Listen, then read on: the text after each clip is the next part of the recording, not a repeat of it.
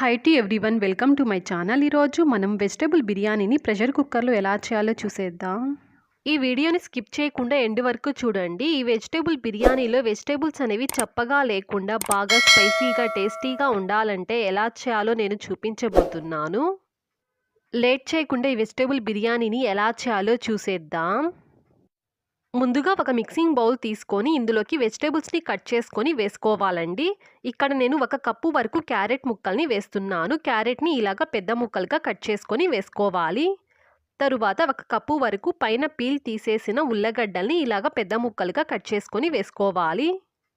1 cup వరకు బీన్స్ని ఇలాగ పెద్ద ముక్కలుగా కట్ చేసుకొని వేసుకోవాలి. వెజిటేబుల్ బిర్యానీ అంటే వెజిటేబుల్స్ అనేవి కొంచెం పెద్ద ముక్కలుగా కట్ చేసుకొని వేసుకోవాలండి. తరువాత 1/2 కప్పు వరకు గ్రీన్ బఠానీని వేసుకోవాలి. ఇవే వేసుకోవాలని ఏమీ లేదండి. మీకు నచ్చిన వెజిటేబుల్స్ని వేసుకొని ఈ వెజిటేబుల్ బిర్యానీని చేసుకోవచ్చు. మన టేస్ట్కి సరిపడంతగా కొద్దిగా సాల్ట్ని వేసుకొని 1 టేబుల్ స్పూన్ వరకు కారపొడిని వేసుకోవాలి. 1 టేబుల్ స్పూన్ ధనియాల పొడిని వేసుకొని 1/2 టీ స్పూన్ వరకు గరం మసాలాని వేసుకోవాలి. బాగా స్పైసీగా తినేవాళ్ళైతే గరం మసాలాని 1 టేబుల్ స్పూన్ వరకు వేసుకోండి. తరువాత 2 టేబుల్ స్పూన్ల వరకు పెరుగుని వేసుకొని గరిటెతో బాగా కలుపుకోవాలి. ఈ వెజిటేబుల్స్కి ఉప్పు కారం అంతా బాగా పట్టే విధంగా గరిటెతో బాగా కలుపుకోవాలి. ఇలా బాగా కలుపుకున్న తరువాత దీన్ని అరగంట పాటు పక్కన పెట్టేయాలి. ఇలా చేయడం వల్ల వెజిటేబుల్స్కి ఉప్పు కారం అంతా బాగా పట్టి తినేటప్పుడు చప్పగా లేకుండా బాగా టేస్టీగా ఉంటాయి. ఇప్పుడు బియ్యాన్ని నానబెట్టుకోవాలి. ఇంట్లో మనం డైలీ యూజ్ చేసే బియ్యాన్ని నేను ఇక్కడ యూజ్ చేస్తున్నాను. కొలత కోసం గ్లాస్ కానీ కప్పు కానీ తీసుకోండి. ఇక్కడ నేను పెద్ద గ్లాస్ వరకు బియ్యాన్ని వేశాను. అప్రాక్సిమేట్గా 700 గ్రామ్స్ వరకు రైస్ పడుతుందండి. ఇక్కడ నేను 700 గ్రామ్స్ వరకు రైస్ని తీసుకున్నాను. ఈ రైస్ని 2 లేదా 3 సార్లు వరకు వాటర్తో బాగా వాష్ చేసుకోవాలి. ఇందులో కొద్దిగా వాటర్ని వేసుకొని 15 నిమిషాల పాటు నానబెట్టుకుంటే సరిపోతుందండి. ఎందుకంటే మనం కుక్కర్ని యూజ్ చేసి చేస్తున్నాం కాబట్టి ఎక్కువసేపు నానాల్సిన అవసరం లేదు. మనం స్టవ్ ఆన్ చేసి మసాలాని ఫ్రై చేసుకునే ముందు నానబెట్టుకుంటే సరిపోతుంది. ఇప్పుడు స్టవ్ ఆన్ చేసి స్టవ్ మీద ఏదైనా ఒక కుక్కర్ పెట్టుకొని ఇందులోకి 5 లేదా 6 టేబుల్ స్పూన్ల వరకు ఆయిల్ని వేసుకోవాలి. ఆయిల్ కాస్త హీట్ అయిన తర్వాత దాల్చిన చెక్క, 2 లవంగపు మొగ్గల్ని వేసుకొని 1 బిర్యానీ ఆకుని వేసుకొని ఫ్రై చేసుకోవాలి. ఇవన్నీ కాస్త ఫ్రై అయిన తరువాత ముందుగా కట్ చేసి పెట్టుకున్న ఉల్లిపాయ ముక్కల్ని వేసుకోవాలి. ఉల్లిపాయ ముక్కల్ని ఇలాగా సన్నగా పొడుగ్గా కట్ చేసుకోవాలి. ఇక్కడ నేను మీడియం సైజ్ 3 ఉల్లిపాయల్ని ఇలాగా కట్ చేసుకొని వేస్తున్నాను.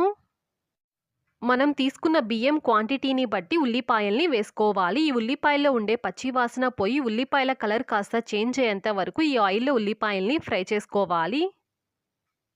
ఇలా లైట్ గోల్డెన్ కలర్ వచ్చేంత వరకు ఉల్లిపాయల్ని ఫ్రై చేసుకోండి. ఇలా చేసుకోవడం వల్ల వెజిటేబుల్ బిర్యానీలో మనకి బిర్యానీ అనేది బాగా కలర్గా ఉంటుంది. ఉల్లిపాయలు ఫ్రై అయిన తరువాత మీడియం సైజ్ 2 టమోటాల్ని ఇలాగా సన్నగా పొడుగ్గా కట్ చేసుకొని వేసుకోవాలి. 4 లేదా 5 పచ్చిమిరపకాయల్ని వేసుకోవాలి. పచ్చిమిరపకాయల్ని హాఫ్గా అయినా కట్ చేసుకొని వేసుకోవచ్చు. ఇక్కడ నేను కొంచెం లైట్గా కట్ చేసుకొని వేశాను. ఈ టమోటా ముక్కలు మనకి మగ్గేంత వరకు ఈ ఆయిల్లో ఈ టమోటా ముక్కల్ని ఫ్రై చేసుకోవాలి. టమోటా ముక్కలు బాగా మగ్గిన తరువాత 2 టేబుల్ స్పూన్ల వరకు అల్లం వెల్లుల్లి పేస్ట్ని వేసుకోవాలి. అల్లం వెల్లుల్లి పేస్ట్ అనేది ఫ్రెష్గా ఉంటే వెజిటేబుల్ బిర్యానీ అనేది బాగా టేస్టీగా ఉంటుంది. బాగా స్పైసీగా తినే వాళ్ళైతే ఇంకో 1 టేబుల్ స్పూన్ వరకు అల్లం వెల్లుల్లి పేస్ట్ని వేసుకోండి. ఈ అల్లం వెల్లుల్లి పేస్ట్లో పచ్చివాసన ఉంటుంది కాబట్టి 1 నిమిషం పాటు ఆయిల్లో దీన్ని ఫ్రై చేసుకోవాలి. తరువాత మనం ముందుగా కలిపి పెట్టుకున్న వెజిటేబుల్స్ని వేసుకోవాలి. వెజిటేబుల్స్ వేసేసుకున్న తరువాత గరిటెతో ఒకసారి దీన్ని బాగా కలుపుకొని ఈ వెజిటేబుల్స్ని 2 లేదా 3 నిమిషాల పాటు ఫ్రై చేసుకోవాలి. వెజిటేబుల్స్ని కలిపేటప్పుడు మనం ఆల్రెడీ అందులో కారపొడిని, ధనియాల పొడిని, గరం మసాలాని వేసాం కాబట్టి ఇక్కడ వేయట్లేదండి. ఆల్రెడీ పెరుగుని కూడా వేసాం కాబట్టి ఇక్కడ వేయట్లేదు. తరువాత 1/2 టీ స్పూన్ వరకు పసుపు పొడిని వేసుకొని 1/2 కప్పు వరకు కొత్తిమీరని వేసుకొని 1/2 కప్పు వరకు పుదీనాని వేసుకోవాలి. ఈ కొత్తిమీర పుదీనాని కూడా 1 నిమిషం పాటు ఫ్రై చేసుకోవాలి. ఇలాగా ప్రెషర్ కుక్కర్లో మనం ఈ వెజిటేబుల్ బిర్యానీ చేసుకోవడం వల్ల మనకి రైస్ బాగా పొడి పొడిగా ఉంటుంది. అలాగే మనకి టైం కూడా సేవ్ అవుతుంది. ఇప్పుడు ఎసరికి వాటర్ని వేసుకోవాలి. దేంతో అయితే మనం బియ్యాన్ని వేసుకున్నామో అదే గ్లాస్తో 1.5 గ్లాస్ వరకు వాటర్ని వేసుకోవాలి. కుక్కర్ లేకుండా నార్మల్గా చేసుకునే వాళ్ళైతే 1 ముప్పావు గ్లాస్ వరకు వాటర్ని వేసుకుంటే సరిపోతుంది. బాస్మతి రైస్‌ని యూజ్ చేసి కుక్కర్‌లో చేసుకునే వాళ్ళైతే 1 గ్లాస్ వరకు వాటర్‌ని వేసుకోవాలి. కుక్కర్ లేకుండా నార్మల్‌గా చేసుకునే వాళ్ళైతే 1.5 గ్లాస్ వరకు వాటర్‌ని వేసుకోవాలి. మన టేస్ట్‌కి సరిపడంతగా కొద్దిగా సాల్ట్‌ని వేసుకొని గరిటెతో ఒకసారి దీన్ని బాగా కలుపుకోవాలి. వాటర్‌ని వేసుకునేటప్పుడు మనం కరెక్ట్ కొలతలతో ఇందులో వాటర్‌ని వేసుకున్నామంటే మనకి ఈ వెజిటబుల్ బిర్యానీ అనేది మరీ మెత్తగా కాకుండా పొడి పొడిగా ఉంటుంది. బాగా టేస్టీగా కూడా వస్తుంది. ఇక్కడ వాటర్ అనేది రోలింగ్, బాయిలింగ్ అవ్వాల్సిన అవసరం లేదండి. వాటర్ వేసేసిన వెంటనే మనం ముందుగా నానబెట్టుకున్న రైస్‌ని అందులో ఉండే వాటర్‌నంతా పూర్తిగా వంచేసుకొని రైస్‌ని మాత్రమే వేసుకోవాలి. తరువాత 1 టేబుల్ స్పూన్ వరకు నిమ్మరసాన్ని వేసుకోవాలి. ఇలాగ నిమ్మరసం వేసుకోవడం వల్ల మనకి రైస్ అనేది బాగా పొడి పొడిగా ఉంటుంది. అలాగే టేస్ట్ కూడా బావుంటుంది. మనకి రైస్ కూడా త్వరగా పాడవకుండా ఉంటుంది. ఇప్పుడు ఒకసారి గరిటెతో బాగా కలుపుకున్న తరువాత ఈ కుక్కర్‌కి మూత పెట్టేసి ఒక విజిల్ వచ్చేంత వరకు ఉడికించుకొని స్టవ్‌ని ఆఫ్ చేసేసుకోవాలి. ఈ వెజిటబుల్ బిర్యానీని ఏదైనా మసాలా కర్రీతో తిన్నా టేస్ట్ బావుంటుంది. కొబ్బరి చట్నీతో తిన్నా కూడా సూపర్ టేస్ట్ ఉంటుందండి.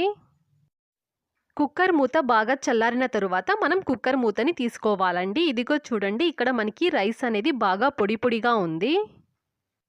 రైస్ బాగా వేడి వేడిగా ఉంది కాబట్టి మనం గరిటెతో కాకుండా గరిటె రివర్స్ వైపు ఈ విధంగా కలుపుకోండి. ఈ విధంగా కలుపుకున్నామంటే మనకి రైస్ అనేది బ్రేక్ అవ్వకుండా ఉంటుంది. ఇలా కుక్కర్‌ని యూజ్ చేసి మనం సింపుల్‌గా ఈ వెజిటబుల్ బిర్యానీని చేసుకోవచ్చండి. అంతే అండి, ఎంతో టేస్టీగా ఉండే వెజిటబుల్ బిర్యానీ మనకిక్కడ రెడీ అయిపోయింది. ఈ వీడియో నచ్చితే నా ఛానల్‌ని సబ్స్క్రైబ్ చేయండి. ఫర్దర్ వీడియోస్ కోసం పక్కనున్న బెల్ ఐకాన్‌ని క్లిక్ చేయండి. Thanks for watching.